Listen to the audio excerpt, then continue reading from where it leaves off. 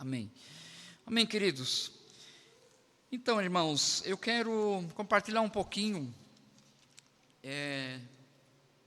Vou tentar me policiar para não quero prometer, mas vou tentar não me alongar. Mas queria, assim, mostrar para os irmãos um pouquinho, algo que eu sei que todos nós já sabemos. Eu creio que a maioria do que tem sido dito aqui, a grande maioria, se não todos, já sabem, né? E os últimos meses está ficando muito claro aqui para nós como congregação local, e eu não estou dizendo com isso que nós temos que parar de saber e conhecer mais da palavra, né? Não só do Logos, mas obter o rema de Deus, como a gente ouviu há poucos dias. Mas eu acho que o maior desafio nosso é viver o que temos pregado, né? E quando eu falo viver o que temos pregado, não é alguns irmãos que têm vindo aqui trazer a palavra, que tem sido uma bênção, tem sido acrescentado, mas às vezes nós separamos, irmãos, ainda entre os obreiros que fazem a obra e os demais irmãos. Essa separação formal, né, ou clerical, ou hierárquica. Aqui, irmãos, essa separação, né, de obreiros santificados e o resto da congregação, e isso não é fato de verdade na igreja de Cristo. Amém, irmãos? É verdade que o Senhor separa alguns para funções e ofícios diferentes, que eventualmente poderão estar aqui à frente ou não. Mas nós precisamos entender aquilo que está lá em Efésios, que o ministério é de todos os santos. Amém, irmãos?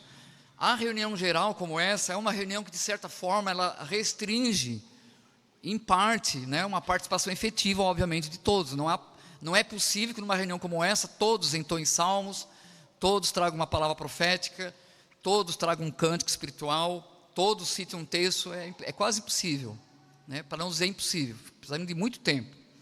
Então a reunião maior, como a gente chama, ou a reunião geral, como queira chamar, ela sempre vai ser uma reunião mais restrita, né? No sentido efetivo da participação verbal de cada um. Mas isso não muda, irmãos, que cada um que está sentado aqui não deve ser um espectador do culto, mas um participante do culto.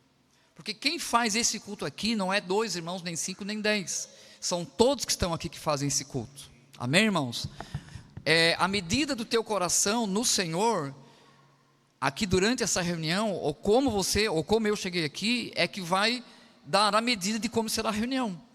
Se todos nós aqui, ou a grande maioria, chegaram aqui sedentos pela palavra, com fome da presença de Deus, com o coração aberto para ter comunhão entre todos, nós vamos ter uma reunião muito leve, muito tranquila. Nós vamos ter uma reunião com um canal muito aberto para o derramar do Senhor. Mas se nós chegarmos aqui fazendo uma ilustração, né? A metade dos irmãos oprimidos, a metade dos irmãos cabisbaixo, a metade dos irmãos com o coração amargurado, né? Ou dividido, ou vivendo, seja que situação for, que não esteja ajustada no Senhor, óbvio que isso vai gerar um peso. Então sempre que nós falamos de qualquer coisa da congregação, boa ou ruim, não adianta nós fugir, né? Nós estamos falando de todos nós ao mesmo tempo, em maior ou menor grau. E eu estou desafiando isso para você, por quê? Porque daqui a pouquinho nós vamos partir o pão, né? E eu queria te desafiar, não permitir em nome de Jesus que nada, absolutamente nada que possa ter ocorrido nessa semana, 15 dias, há 6 meses, não importa, seja pessoal, seja na tua vida conjugal, familiar, seja no teu serviço ao Senhor aqui como congregação, seja na tua expectativa do que Deus tem para nós como coletivo, seja coisas muito particulares tua que ninguém sabe e que você está travando uma batalha com o Senhor, ou um momento de desânimo, ou de fraqueza, né, ou de falta de discernir o que está acontecendo com você ou com outra situação, que absolutamente nada te roube da preciosidade desse tempo da palavra e da comunhão. Amém? Para que nós possamos realmente desfrutar daquilo que o Senhor tem para nós. Eu gostaria de falar um pouquinho da pessoa de Cristo. Tem coisa melhor, né, do que falar da pessoa de Cristo. Esse retiro de fim de semana, para mim, todos os encontros são maravilhosíssimos, todos. E todos eles têm coisas pontuais, falando agora da minha vida pessoal, né, que o Senhor, assim, muito claramente fala comigo, né? Eu creio que assim é a sua experiência também. Então, para mim, houve um crescer da palavra. Foi uma palavra muito simples, os irmãos trouxeram de Joinville. Como eles falaram, não foi combinado entre eles, não foi combinado entre nós, né? Estava tudo na expectativa e descansando que o Senhor realmente ia falar conosco. E falou, quem estava com o ouvido aberto, acho que ouviu bem, né? E para mim, assim, bem resumidamente, houve uma crescente, né? Quando o irmão Valmir introduziu, no sábado de manhã, falando sobre o despojar do velho homem, ser revestido novo que é Cristo. Depois o Malcindo, como sempre, né? Bota a cereja do bolo, né? E deu mais uma pequena ampliada, e ele falou sobre vestes ornamentais. Depois, no sábado à noite, o irmão Gerson falou sobre o coração do Senhor, né? E para mim, algumas coisas particulares que ele falou foram muito fortes, para a minha vida pessoal, sobre a questão de ser manso e humilde, que eu acho que é uma das características que eu e nós aqui como congregação mais precisamos aprender, porque ela se contrapõe a vários comportamentos e a várias atitudes e a vários estilos por causa do ego inflamado que nós estamos vivendo. Então essa questão de ter uma vida de mansidão e humildade, isso não quer nem dizer passividade, ou que não possa ter uma firmeza no que se fala, né, ou no que se pensa, mas aquele modelo de mansidão e humildade de Jesus, na medida que o irmão Gerson começou a falar e descrevendo o caráter de Cristo, eu confesso assim que eu fui meio que murchando na cadeira, né, e dizendo, a minha experiência foi dupla. De um lado, admirando cada vez mais o Senhor, porque a gente já sabe que o Senhor era manso e humilde, não tem novidade nisso, mas naquele dia em particular, parece assim como se o Senhor abriu um pouco mais para mim, sabe? Eu pude ver um pouco mais dentro do coração, e eu fui me admirando assim mais da beleza do coração de Cristo, né? E ao mesmo tempo, com dificuldade, começando a olhar para mim e ficando com muita vergonha de mim mesmo, né? Puxa, Senhor, cada vez eu te vejo maior, cada vez mais lindo, cada vez mais belo, cada vez mais, mesmo Ele sendo o Rei da glória, quem Ele é e quem Ele era e quem Ele foi e quem Ele é. E nós às vezes, né, por pouca coisa já botamos um salto alto, né, e já empinamos o nariz, e já cerramos o queixo, já estamos cheios de razões. E o irmão foi descrevendo a pessoa de Cristo, e eu fui assim meio que amolecendo, e eu disse, ai Senhor, estou envergonhado, né, porque eu olho para Ti, olho para mim, falta muito ainda, né, para experimentar com mais plenitude essa mansidão e humildade. E aí, domingo de manhã, o irmão Alcindo completou falando de algo muito prático, decorrente de nós ter esse coração, e a maioria daqui estiveram lá, ou todas, ou talvez já ouviram no YouTube, né? Acho que ficou muito claro, e eu inclusive entendi que depois essas 3 palavras particulares ali, espero que esteja sendo assim, né? Os próximos dias, semanas e meses, nós possamos estar ruminando aquela palavra, talvez ouvindo novamente, porque eu acho que ela foi muito contundente, ela tem muito a ver com a nossa realidade aqui, individual e como congregação. Então, o pouquinho que eu vou falar hoje, de certa forma, é um reflexo ainda, é um respingo, né, vamos dizer assim, principalmente da ênfase que o irmão Gerson trouxe no sábado. E eu queria, assim, meio que continuar abordando um pouquinho mais isso, irmãos, exatamente sobre Jesus como nosso modelo.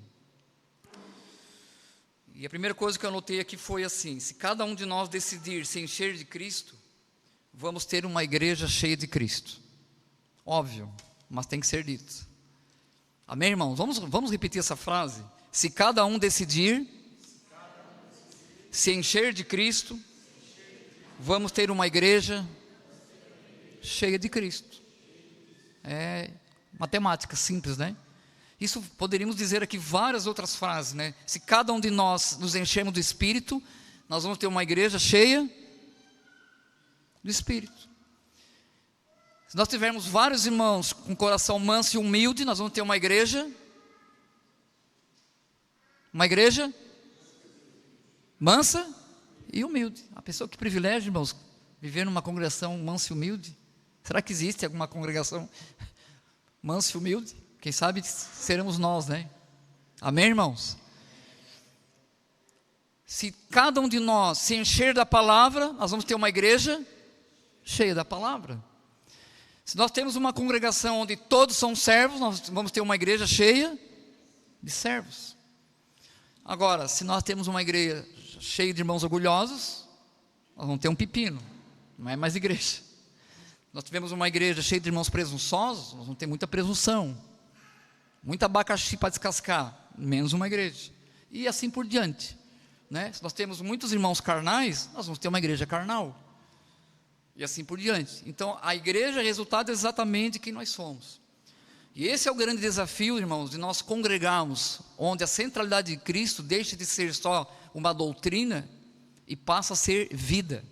Esse é o grande desafio, né? Porque a doutrina, mesmo que a maioria de nós aqui talvez não saiba, é uma avalanche de versículos de cor para falar teologicamente da centralidade de Cristo, que infelizmente grande parte da cristandade a gente sabe que tem perdido. Mas o grande desafio não é falar da centralidade de Cristo, o grande desafio é viver Cristo no centro de nós, né? E a centralidade de Cristo, se de fato ela for em nós, como que nós vamos ver a centralidade de Cristo nas nossas vidas, irmãos? Alguém pode responder, por favor? É fácil, não precisa nem ter feito curso teológico ou ler muitos livros, né? Se Cristo realmente é o centro da minha vida ou das nossas vidas, qual será a evidência disso? Pode falar, irmão, não precisa ter medo. Fala, Gina, não ouvi. Cristo?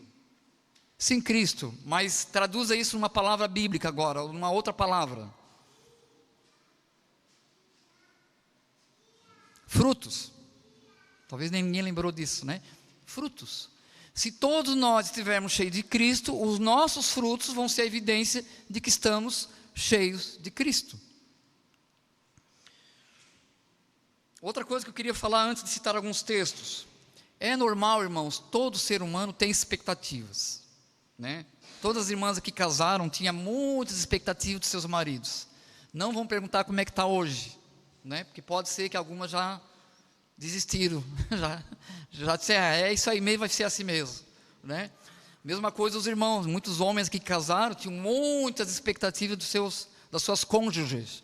Talvez algumas situações você, não, isso aí já passou 10 anos, ou 8, ou 7, ou 15, ou 30, isso aí é assim mesmo. Porque tem coisas, né? Vimos o irmão Valmir falando disso, o Malcindo falando disso, se desnudando um pouquinho, mostrando que ninguém é de ferro, né? Que nós somos humanos, que nós temos deficiências, que isso é normal, desde que isso não seja uma vida carnal, é diferente, né? Então, essas expectativas que nós temos de Deus, por exemplo, muitas vezes, porque nós não o conhecemos o suficiente, elas se frustram, a ponto de nós vermos pessoas, inclusive cristãos às vezes, revoltados contra Deus, porque criaram uma expectativa deformada da pessoa de Deus, não conhece de fato quem é Deus, e quando acontece uma situação, uma agravante, principalmente se for uma coisa ruim, ela vai dizer que Deus não era aquilo tudo, e por não ter um conhecimento profundo de Deus, muitas dessas pessoas se perdem ou se tornam pessoas doentes e feridas espiritualmente. Outra questão é que nós também temos expectativas dos outros, normal. É normal ter expectativa dos outros. Se você vai comprar um carro, você cria uma expectativa daquele vendedor de carro. Se você vai comprar um sapato, vai comprar um terreno, é normal você ter uma expectativa de como aquele vendedor vai lhe atender.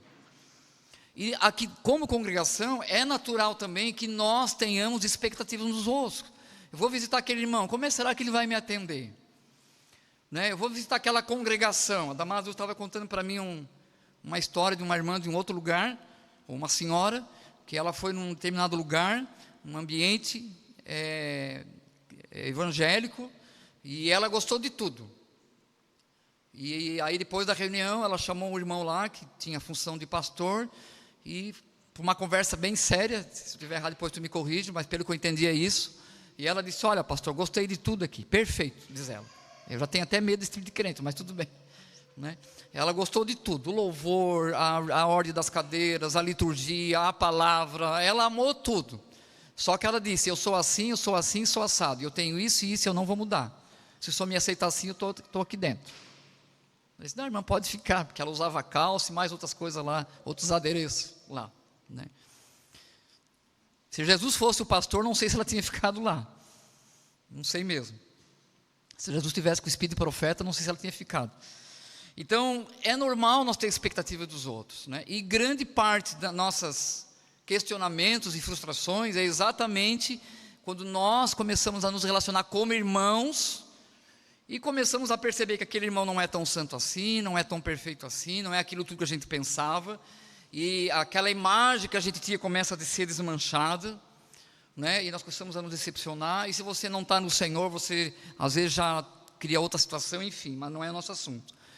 Mas eu queria tocar num terceiro ponto, para depois nós entrar nesse modelo de Jesus, que talvez esse aqui seja o mais difícil, porque ele é imperceptível, porque como foi dito aqui no fim de semana, nas palavras, né, nós somos muito bons em apontar o dedo para os outros.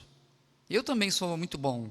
Se eu não tiver no espírito, eu no instantinho começo a reparar no defeito dos outros, mas eu esqueço de reparar nos meus.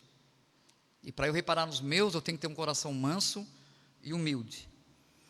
Então eu queria te desafiar hoje, diante do Senhor, isso vale para mim também, qual é a tua expectativa em relação a ti mesmo diante do Senhor?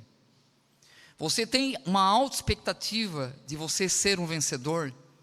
Você tem uma alta expectativa de você ser um cooperador, um membro efetivo que dá frutos, um membro que é sal e luz? Estou dizendo que você não possa passar por problemas e lutas, todos nós passamos, mas que, via de regra, você é um membro que coopera realmente para a edificação da igreja. Qual a expectativa que você tem a respeito de você mesmo, quanto membro do corpo de Cristo? E aí eu queria juntar essas três expectativas. Qual a expectativa que o Senhor tem a respeito de nós, quanto a Ele ser o nosso modelo? Só um apóstolo, só um discípulo do Novo Testamento ousou dizer o que eu vou falar aqui, mas creio que todos os outros que foram mártires poderiam ter dito. Quando Paulo disse assim: sede meus imitadores como eu sou de Cristo. Por que Paulo podia dizer isso? Porque ele estava revestido de Cristo. Ele não falou aquilo para se gabar, ele não falou aquilo para impressionar as pessoas, ele falou aquilo porque o que ele falou não contradizia o que ele vivia. Ele vivia de fato uma vida cheia de Cristo. Então para ele era muito natural poder dizer: sede meus imitadores como eu sou de Cristo. Esse mesmo Paulo que disse que ele era o menor dos apóstolos, o pior dos pecadores, esse mesmo Paulo que foi um dos que mais se humilhou, inclusive foi rejeitado, né, e morreu na prisão, largado pelos irmãos, abandonados, sendo quem ele foi, exatamente por quê? Porque ele viveu aquilo que nós ouvimos esse final de semana. Você pode ver nas cartas de Paulo, tudo que ele escreveu e a biografia, exatamente um irmão que se despojou do velho homem, se revestiu do novo homem, um homem que aprendeu a ter um coração humilde e manso, e era um homem de personalidade firme e forte.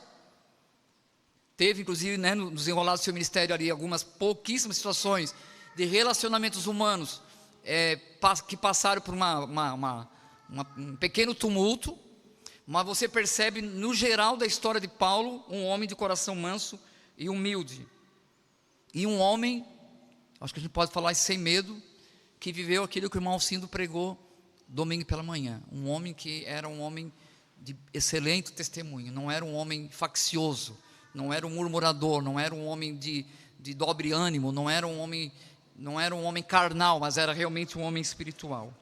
Dito isto, eu quero apontar algumas coisas que eu percebi no Evangelho de João, e eu acho que eu vou ler só um texto, irmãos, porque eu queria realmente assim resumir para a gente partir para o pão, mas desafiando a cada um de nós, esquecer um pouquinho da nossa expectativa em relação a Deus, que eu sei que é natural, nós temos, um pouquinho da nossa expectativa em relação aos outros, inclusive aqueles mais íntimos de nós, mas que cada um pudesse entrar agora numa reflexão, para a sua edificação, não para a condenação. Qual a sua expectativa em relação a você mesmo, quanto a Cristo como o nosso modelo? Eu queria citar aqui um depoimento da Lisandra, que agora é mãe, né, com o Moacir, né? Se a Lisandra me permite, Lisandra, a Damas contou essa história, a gente já riu bastante, mas achou bonito e inspirador, né? A história que a Lisandra e o Moacir estão nesse processo de discipular, de disciplinar, de educar, né, de pastorear essas duas crianças lindas que o Senhor deu para eles, né? E aí ela contou para a Damas, e como as irmãs gostam de contar para os outros, ela contou para mim, e eu gostei de ouvir, porque a história realmente é muito legal, né? Talvez a Lisandra possa me ajudar aqui se eu errar, né? mas aquela história que um cuida do outro, tal, né? Já lembrou, né? Um cuida do outro, e a Lisandra está nessa função de equilibrar eles, né? Eu acho que eu posso falar aqui, eu acho que não há problema, né, Lisandra?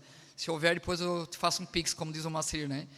E aí, ela estava citando que, eu acho que é ele, né, Lisandra, que estava procurando, mexendo em alguma coisa, e a menina querendo falar dele, né, alguma coisa do tipo, né? Ó, mãe, o Breno está assim, né?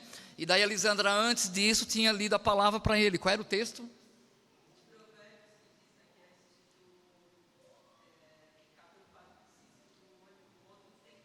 Ah, o que Jesus falou, né? Antes de tirar o cisco do olho do outro, olha a tua trave, né? E, e aí o menino fazendo aí alguma coisa, a menina cobrando dele, e aí foi o Breno que fez isso, né? Aí o pastor Breno, né? O discipulador Breno, né? Ó, Ágata, cadê a Ágata? Tá aí? Não vou constranger ela, né? Ainda bem. Ó, antes de tirar o meu cisco, tira a tua trave. Já tira o teu cisco. Aí inverteu, né? Já tá pregando o evangelho um para o outro dentro de casa, que legal, né? Então, irmãos, é por isso que eu estou falando isso, né? Nós esquecer um pouquinho do cisco ou da trave, né? Como o Breno confundiu ali, né? Do olho do outro. Vamos olhar só para nós. Você pode dizer amém pela fé? Só para nós, só para mim? Às vezes, irmão, nós temos que estar como Jacó no vale de Jaboque, sem ninguém, só nós e Deus, e ali o Senhor nos trata. Então eu quero discorrer rapidamente algumas características de Cristo como nosso modelo, e queria desafiar a você e a mim, a nós olhar para Ele, mas não gravar isso, irmãos, como uma teoria, que a teoria você já sabe mais do que eu, alguns aqui com certeza, mas exercitar isso, quem sabe voltarmos nessa palavra outro dia, quem sabe você em casa com a sua esposa, quem sabe você sozinho diante do Senhor. Então vamos lá, primeira característica de Cristo como modelo, talvez seja mais difícil de nós imitarmos. Cristo não vivia para si mesmo. Vamos ler João 12:49. Só para exemplificar, irmãos, eu vou evitar ler muitos textos por causa da hora. Queria pedir para alguém ler para nós.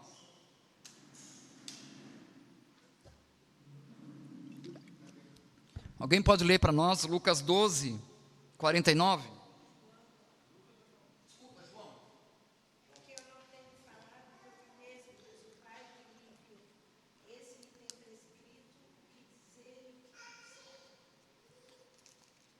Então, irmãos, isso aqui resume, né? Mas nós poderíamos ficar 1h30 falando só disso. Cristo não viveu para si mesmo. Ele não alimentou o seu ego, embora ele tinha sua própria personalidade, obviamente. E ele não viveu na vida da alma, embora ele também fosse alma. Aliás, ele tinha uma alma. Mas ele não viveu para si mesmo. Tanto é que ele nem falava de si mesmo. Ele nem falava de si mesmo. Ele estava tão vazio de si, que sempre que ele abria a boca, ele falava de quem? Do Pai. Só isso aqui para mim já me quebrou. E eu não estou dizendo, irmãos, né, nós não vamos querer nos igualar a Jesus agora, no sentido místico da sua divindade, né? Mas ele era humano, sim, também. Ele era homem-Deus e Deus-homem. E ele não falava de si, porque ele não vivia para si. Óbvio que nós aqui, no nosso contexto terreno, necessariamente, muitas vezes, vamos ter que falar de nós. Seja em coisas do cotidiano, coisas até sem valor algum, digamos, tipo de sabonete que você mais gosta, né? Mas quando se trata das coisas espirituais, se nós estivermos revestidos do Senhor, eu penso, irmãos, que com o passar do tempo, se é que nós estamos amadurecendo em Cristo, cada vez nós vamos falar menos de nós mesmos, e cada vez nós vamos falar mais do Pai. Posso ouvir um amém? Irmãos, nós sabemos que o sistema do mundo de hoje, e até vemos isso na igreja de Laodiceia, que achava que tinha, que podia, que era, eu acho que eu posso falar sem medo nenhum de errar que a igreja de Laodiceia era extremamente egocêntrica ou antropocêntrica, porque ela girava em torno de si mesma. E se você olhar para a Filadélfia, ela girava em torno do Senhor. Então, queridos, Cristo é o nosso modelo.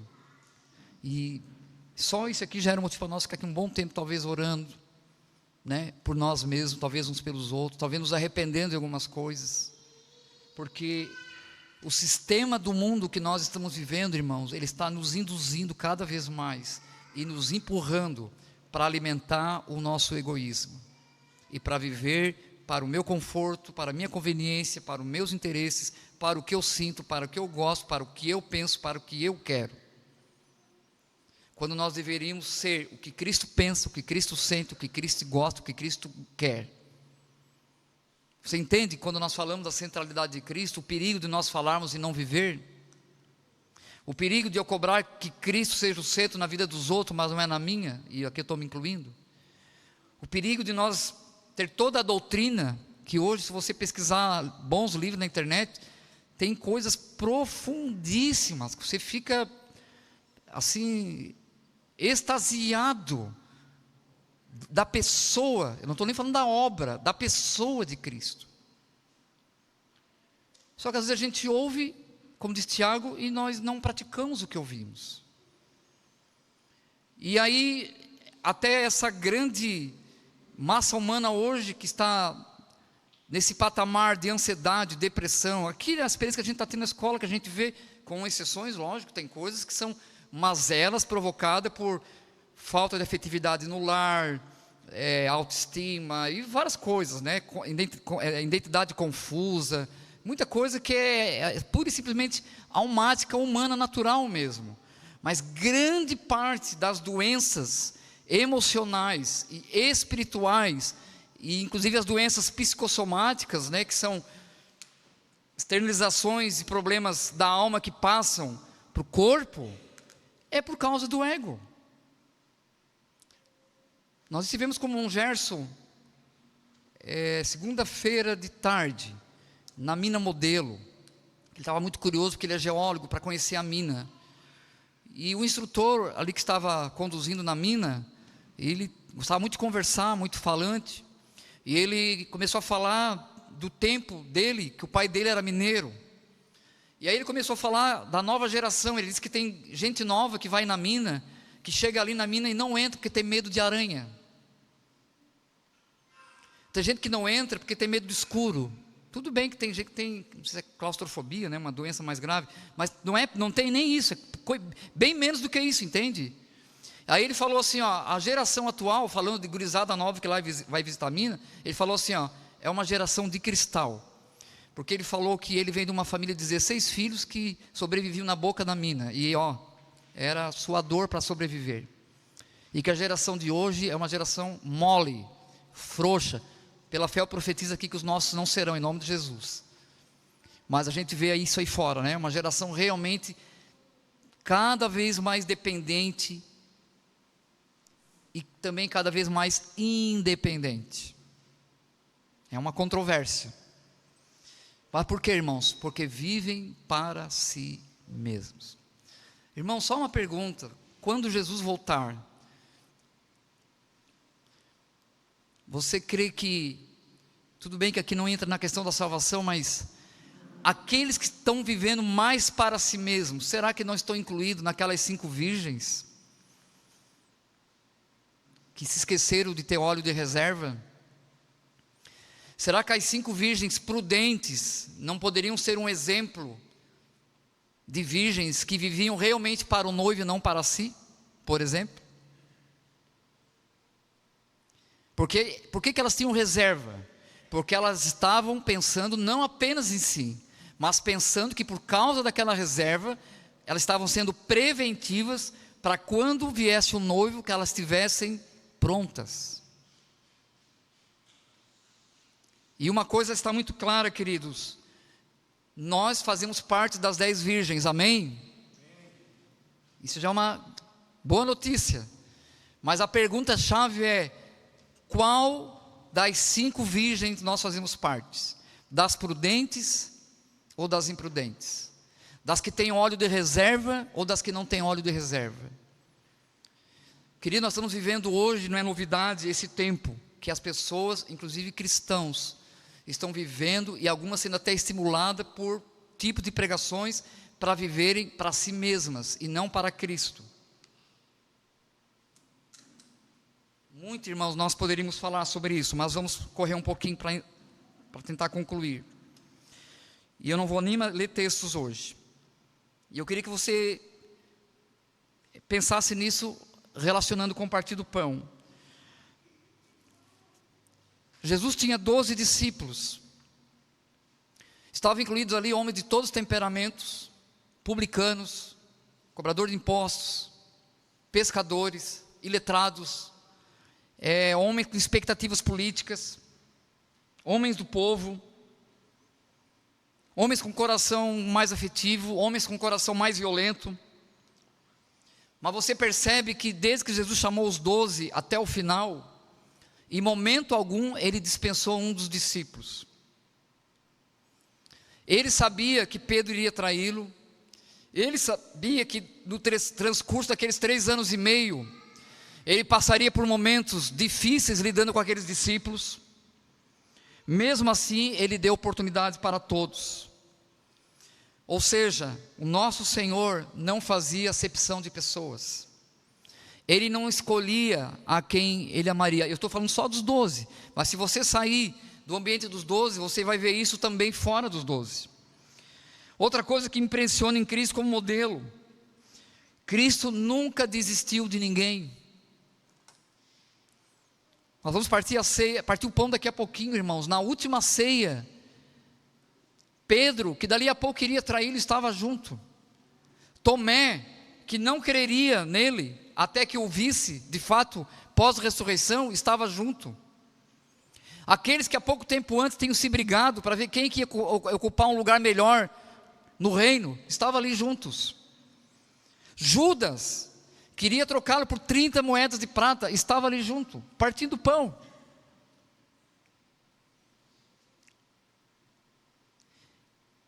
E aquela questão que o irmão Gerson citou, e que ficou muito gravada na minha mente até hoje: Jesus, o homem de braços abertos, Jesus, o homem com uma toalha e uma bacia. Esse é o modelo do nosso Cristo. Um Cristo que não viveu para si mesmo, um Cristo que dava oportunidades para todos, um Cristo que não desistiu de ninguém. Lá em João capítulo 20, 22, não vamos ler para ganhar um pouquinho de tempo. Depois que Jesus ressuscitou, ele se encontrou com todos os discípulos, e a palavra diz que ele soprou sobre eles, ele disse: sejam cheios do Espírito Santo. Esse Cristo que é nosso modelo, se você ler lá em Mateus 4, quem que lembra, irmãos? Ele foi para o deserto conduzido por quem? Pelo Espírito. Ele prometeu depois que o Espírito ia ser derramado, lá em Pentecostes, no cenáculo, Atos 2, e de fato o Espírito foi derramado. Ou seja, Cristo que é nosso modelo. Se você olhar e ler alguns livros que assim se dedicaram exaustivamente a meditar na vida de Cristo, não lembro aqui agora exatamente o nome do título dos livros, mas alguns livros tremendos de alguns autores piedosos, que eles descrevem minuciosamente o temperamento e o caráter de Cristo, como ele lidou com os discípulos, com toda aquela multidão que passava por ele, ao longo daqueles 3 anos e meio, e você percebe claramente que o Senhor Jesus era um homem cheio do Espírito Santo. Outra coisa que você percebe, Jesus como nosso modelo, ele foi a maior expressão do Pai. Uma vez chegaram para ele e disseram assim: como que nós vamos ver o Pai? E ele falou assim: vocês já estão há tanto tempo comigo e não vê o Pai? Vocês entendem? O próprio Pai estava sendo expresso o tempo todo na vida dele, e os discípulos não se deram conta disso, e ele é o nosso modelo. Tanto que ele falou: quem me vê a mim, vê ao Pai. Vamos dar uma olhadinha lá em João 19,4, rapidamente. Eu tinha alguns textos mais, mas vamos deixar para nós já encerrarmos. Em João 19:4, quando Pilatos, depois de açoitar a Jesus e já ter colocado a coroa de espinho e o manto de púrpura, e trouxeram ele para se apresentar a Pilatos, Pilatos diz assim: eis que vou-lo trago para vocês, para que saibais que não acho nele nenhuma culpa. O nosso modelo, irmãos, é aquilo que foi falado no retiro, não sei se você lembra, se foi pelo irmão Alcindo ou pelo Valmir. Um homem irrepreensível, um homem sem culpa nenhuma, um homem totalmente íntegro, um homem totalmente pleno da vida de Deus, e ele é o nosso modelo. Tem uma irmã que alguns aqui eu creio que ouviram no YouTube, alguns meses atrás, naquele programa do Douglas Gonçalves, acho que é a irmã Ariadna, e ela desenvolve um trabalho de missões, transcultural, e ela dando testemunho de homens e mulheres que vivem em países perseguidos, homens que foram presos, homens que fisicamente quebrantados, que passaram por um grande sofrimento por causa da perseguição. E ela disse que um desses, que eu me lembro da primeira entrevista, quem assistiu vai lembrar, o impacto, era um senhor já de idade, já assim, corpo já sofrido, mas sempre com um sorriso no rosto, com um semblante iluminado, o impacto da presença do Senhor na vida daquele irmão, depois de anos de sofrimento por amor ao Evangelho. E uma coisa que ela mesma me impactou também, ao falar do seu testemunho, quando ela citou do seu esposo, eu não sei exatamente qual é a função que ele exerce juntamente com ela, mas ela dizendo que conhece poucos homens que são tão parecidos com Jesus quanto o seu marido. E para uma mulher falar isso, porque o homem deve ser uma bênção mesmo, Porque blefando eu creio que ela não estaria, é verdade, eu creio que isso é verdade, Eu já ouvi alguns homens, pouquíssimos, que alguém disse assim: aquele irmão, onde ele entra, ele lembra a pessoa de Cristo, por ser tão cheio do Espírito, por ser tão cheio das virtudes de Cristo. Irmãos, imagine uma congregação cheia de homens e mulheres assim, que maravilha! Uma congregação cheia de homens e mulheres parecidos com Cristo, obreiros parecidos com Cristo, esposas parecidas com Cristo, maridos parecidos com Cristo, filhos parecidos com Cristo, uma equipe de louvor parecida com Cristo, diáconos parecidos com Cristo, presbíteros parecidos com Cristo, crianças parecidas com Cristo. Irmãos, o que vocês acham que eu estou falando aqui? É um folclore? É uma fantasia? É uma brincadeira minha? Ou vocês acham que isso é possível? Quem crê que é possível? Quem crê que é possível? Quantos estão dispostos a pagar o preço? Vou fazer como uma Alcindo agora. Quem está disposto a pagar o preço para ser parecido como Cristo? Eu sei que não estão levantando a mão para nós, irmãos? Se eu perguntasse assim: quem vai continuar torcendo pelo Flamengo? Pelo Corinthians, pelo Vasco? Estou falando aleatório, irmãos. Quem gosta de tal coisa?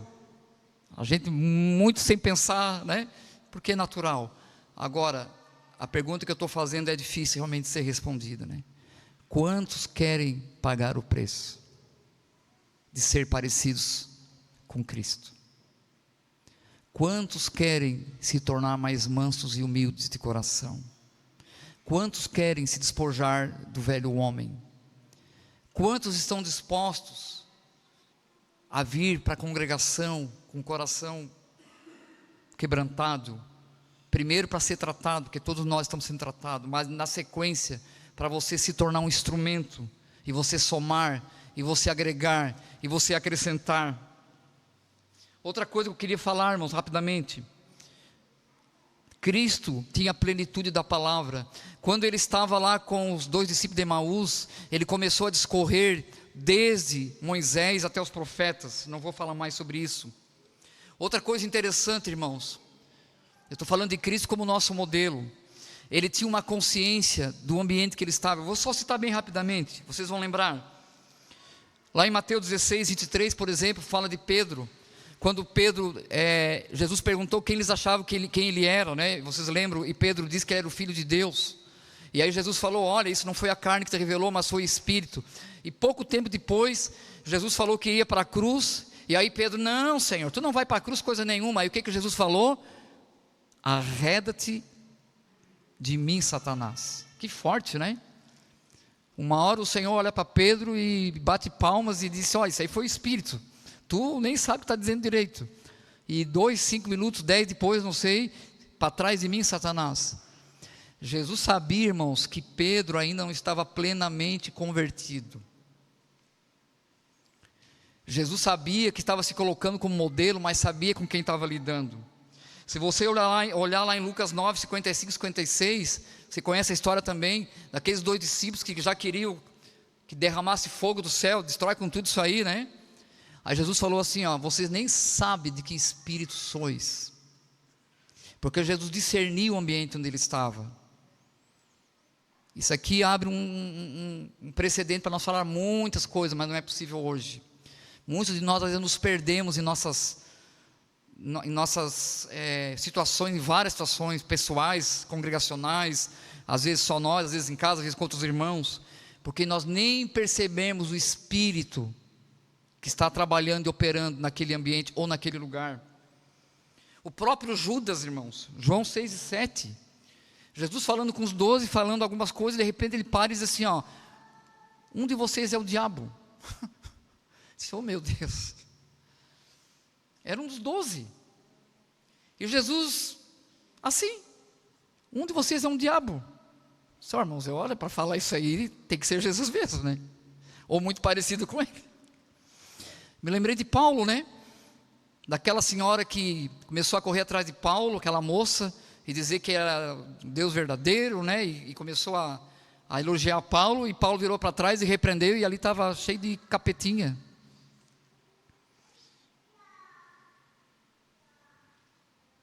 Não vou ler também, mas lá em Lucas 6 e 8, Mateus 12 e 25, Jesus também fala, tem várias situações que fala assim, ó, Jesus conhecia o coração deles, Jesus sabia com quem estava lidando. Isso aqui é muito importante para nós, irmãos. Se nós queremos que Jesus seja abraçado como nosso modelo, é muito importante, irmãos, nós crescemos num discernimento do Senhor, porque nós vamos lidar com muitas situações, na vida pessoal, na vida familiar, na vida do serviço ao Senhor, em que nós precisaremos discernir o ambiente espiritual no qual nós estamos inseridos.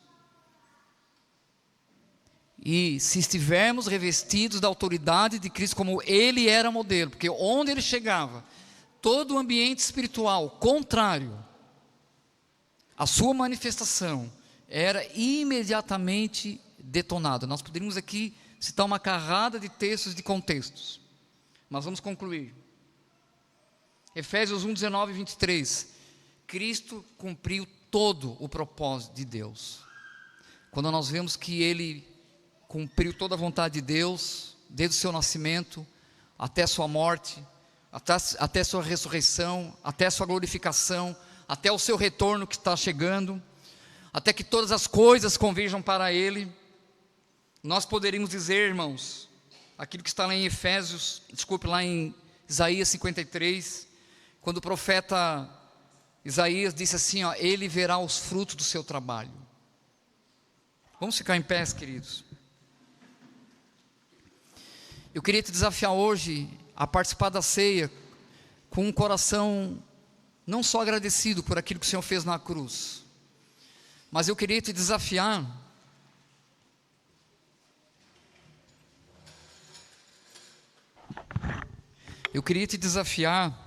e a mim também, a nós ao partir o pão hoje, colocar um propósito no nosso coração, de seguir as pisadas de Jesus. Talvez você vai dizer assim, mas eu já estou seguindo há muitos anos. E sim, irmãos, eu creio que todos nós estamos seguindo ao Senhor. Mas hoje de manhã, quando o Senhor colocou isso no meu coração, ficou muito claro para mim, irmãos, que de tempo em tempo nós precisamos renovar o nosso compromisso de seguir a Cristo. Amém, irmãos? Eu queria te convidar a fechar teus olhos. E vou pedir para o irmão Everton puxar um cântico de adoração, de comunhão. E pedir para você se desconectar de quem está do teu lado, dentro do possível. Mas que quando a gente viesse pegar esse cálice e esse pão, que nós viéssemos com esse coração. Senhor, eu quero seguir as tuas pisadas. Eu quero, Senhor, que tu realmente seja um modelo para mim. Irmão, nós sabemos que não é possível nós replicar a vida de Cristo com a mente natural. Eu não estou propondo aqui para os irmãos, para nós fazer um programa de 40 dias, e todo dia nós fazer uma autorreflexão se nós estamos sendo mais parecidos com Jesus. Mas eu estou desafiando a cada um de nós, a tomar uma decisão no coração de dizer, Senhor, eu quero avançar em direção ao teu modelo, Senhor. E se você quiser resumir tudo que eu falei hoje, você pode pensar talvez na palavra de sábado passado à noite. Um coração manso e humilde. Um coração como o coração do Senhor. Um coração que ama. Um coração que perdoa. Um coração que suporta. Um coração que abraça. Um coração que prossegue. Um coração que não murmura. Um coração aberto. Um coração para cumprir toda a vontade de Deus, mesmo que essa vontade de Deus signifique passar pela cruz. Há um texto, que eu não lembro aqui agora exatamente qual é, mas vocês vão lembrar que ele está registrado, que mesmo os discípulos tentando Jesus para que ele não se deslocasse em direção a Jerusalém, ele sabia que estava chegando a sua hora, e a palavra diz que ele levantou o seu rosto, como quem vai para Jerusalém. Jesus, ele tinha uma firmeza, irmãos, no seu propósito. Então eu queria que você fechasse seus olhos. Talvez você esteja passando alguma situação de questionamento, de dúvida, de turbulência. Eu queria te desafiar, independente das circunstâncias, diferente aqui do coletivo, diferente de outras coisas do mundo lá fora, que nós pudéssemos tomar esse cálice e comer esse pão dizendo, Senhor, Tu és o nosso modelo. Tu não fizeste acepção de pessoa. Lá em João diz que Ele amou a todos e os amou até o fim. Que nós pudéssemos nos realinhar ao Senhor, queridos, nessa noite, nos rendendo ao Senhor e pedindo a Ele que o Seu Espírito nos encha, para que nós possamos seguir de fato Suas pisadas. Se você quiser sair do seu lugar e se chegando para cá, pode vir devagarinho, sem pressa. E enquanto as irmãs vão entregando o pão e o cálice, nós vamos continuar adorando ao Senhor. Mas eu queria te desafiar a pegar o pão e o cálice com esse coração. Vamos fazer isso sem tentar tumultuar muito, sem fazer muito barulho.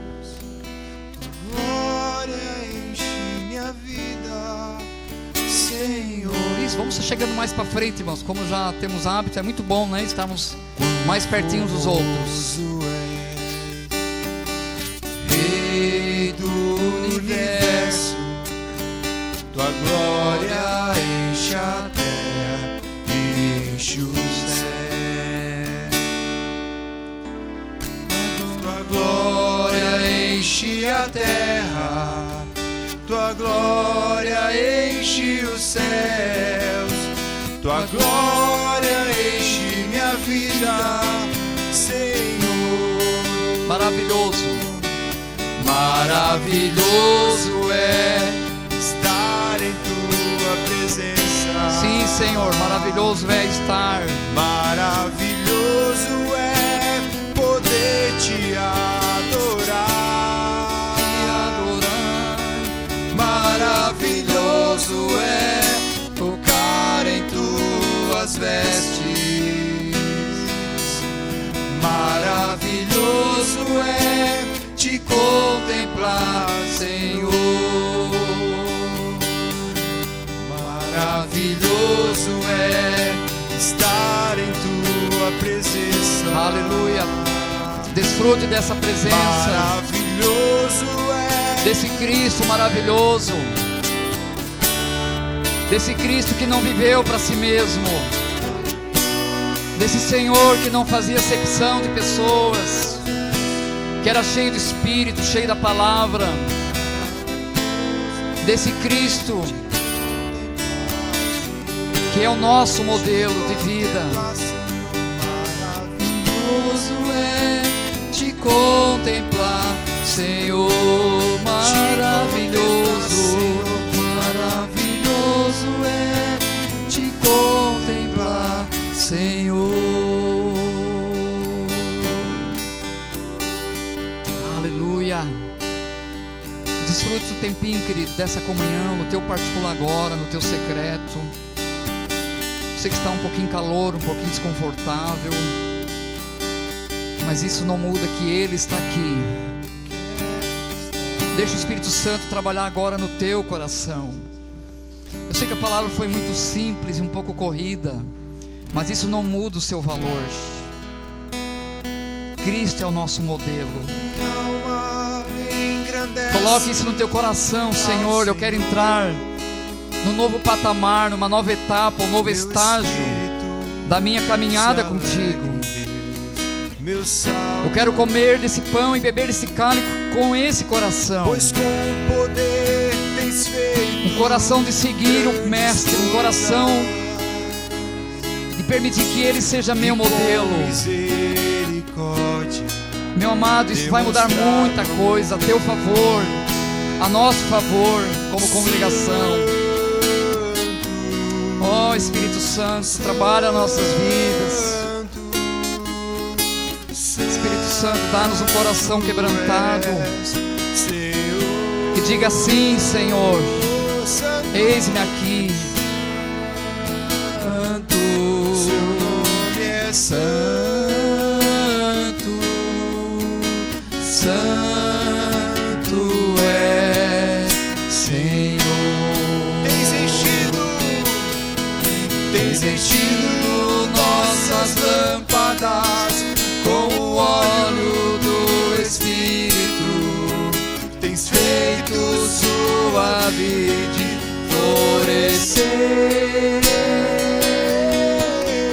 Tens enchido nossas lâmpadas com o óleo do Espírito. Tens feito sua vide florescer. Santo, sim, Senhor, Tu és santo. Aleluia. Santo és, Senhor. Oh Senhor, Tu és o nosso modelo de santidade, modelo de compaixão, modelo de perdão, modelo de pureza, modelo de justiça, modelo de humildade. Ó Senhor, enche-nos nesta noite, Senhor.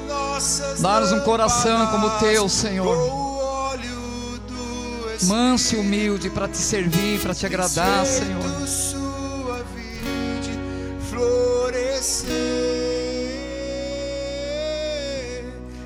Enche, Senhor, nossas lâmpadas. Queremos ser virgens prudentes, não negligentes, Senhor.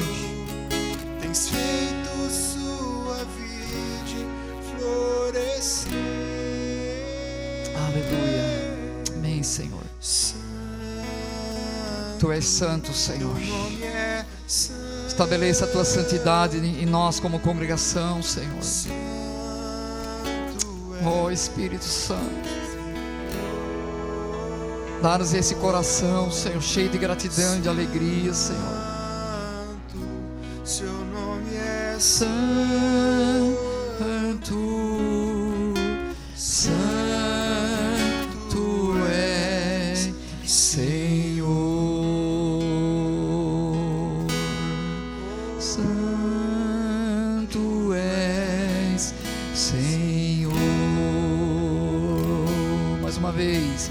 santo és, Senhor. Querido, antes de você comer o cálice e o pão, beber o cálice e beber o pão, queria terminar com uma última porção das Escrituras. Quando Jesus se encontrou com Pedro, depois de restaurá-lo, Pedro, né? Já dizendo, então, quem é o discípulo que vai viver até que tu venhas sem morrer? Pedro sempre tomando a frente. E Jesus falou: Pedro, isso aí não te interessa, isso aí é coisa para outro dia, né? Mas Jesus falou só uma coisa para Pedro. Falou assim: vem e segue-me. Amém, irmãos? Eu sei que todos nós aqui um dia ouvimos essa palavra, mas o Espírito Santo hoje tem nos conclamado mais uma vez a dizer: sim, Senhor, eu vou te seguir. Mais do que antes, mais firmeza, com mais compromisso, com mais paixão, com mais amor, com mais comprometimento, com mais dedicação, com mais responsabilidade. Que nós não sejamos, irmãos, mornos e crentes passivos, ou, desculpe a expressão meio grotesca, mas cristãos meia boca. Que nós sejamos integralmente discípulos de Cristo. Amém, irmãos? Vamos comer em nome de Jesus. Se quiser repartir com alguém, depois vamos concluir com mais um cântico. Mas coma e beba com esse coração. Eu quero te desafiar. Eu quero seguir o modelo de Cristo. Eu me abro para que o Espírito Santo avance nos próximos dias, para que eu torne-me mais parecido com Cristo. As situações que você está vivendo, problemas de saúde físico, problemas de relacionamento, dificuldade de compreender outras coisas, batalhas espirituais, eu quero te desafiar por um tempo. Entre no teu secreto diante do Senhor e diga: Senhor, eu quero seguir o modelo de Cristo, e assim como Ele foi conduzido pelo Espírito para cumprir a vontade do Pai, eu me abro também nesses dias para que o Senhor trabalhe na minha vida para cumprir a vontade do Pai. Amém? Se alguém lembrar de algum cântico, quiser ajudar nossos irmãos aí, não sei, depois nós podemos nos abraçar, podemos orar uns pelos outros, podemos nos alegrar, e que você possa retornar para casa com esse coração de que Cristo é o nosso modelo. Amém, queridos? De que Ele é nosso exemplo e de que nós podemos seguir as suas pisadas. Que isso seja uma experiência retratada no nosso comportamento, seja uma experiência vivida entre nós como igreja, aqui nas casas, nas famílias, nos nossos relacionamentos. Em nome de Jesus. Vamos cantar o número 12. Porque eu recebi do Senhor. Amém, irmãos? Vamos acompanhar esse cântico. Vos entreguei que o Senhor Jesus. Irmãos, vamos acompanhar esse cântico. Na noite em que foi traído, tomou o pão e tendo dado graças o partiu e disse: isso é o meu corpo que é dado por vós. Fazei isso em memória de mim.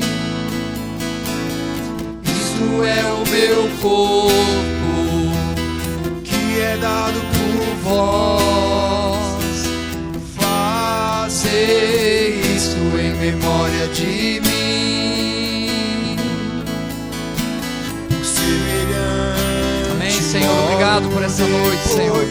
De haver ceado, obrigado por essa ceia, Senhor. Também o cálice. Obrigado pela comunhão, Senhor. Glórias a Ti, Senhor. Este cálice é a nova aliança do meu sangue. Fazer isso toda vez que o beber, diz, em memória de mim. Porque todas as vezes, obrigado, Senhor, que beber esse pão e comer o cálice, anuncias a morte do Senhor até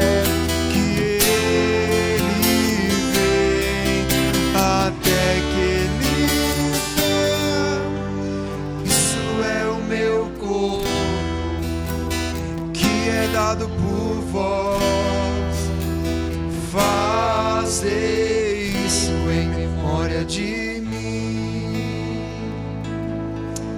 Aleluia. Obrigado, Senhor. Amém, queridos. Deus abençoe. Boa semana a todos em nome de Jesus.